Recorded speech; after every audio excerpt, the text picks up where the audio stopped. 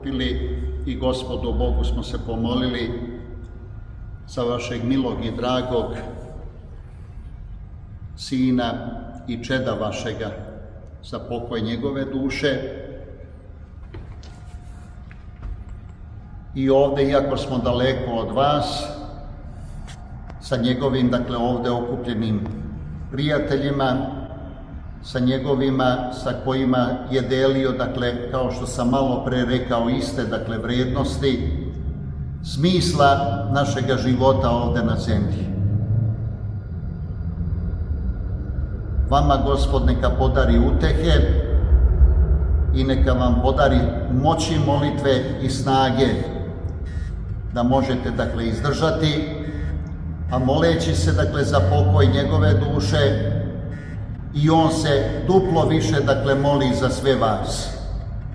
Neka vas Gospod ukrepi i obdari svojim nebeskim i zemaljskim dobrima, a vašem čedu, vašem Saši, Gospod neka podari pokoja duši. Amin. Bože daj. Bože daj, u blaženstvo. Saša, večna ti pamjat.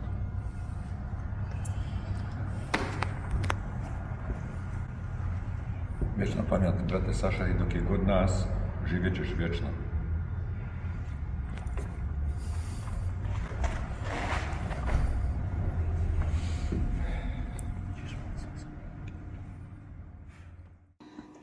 Jedne noći hladne, zima kad je bila, Srpkinja je majka, čekala svog sina.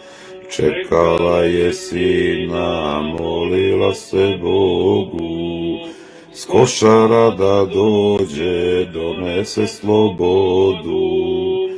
A umesto njega pismo joj je stiglo, od sina junaka i na noge diglo. S ovog boja, majko, povratka mi nema, ko košare čuva, zna da...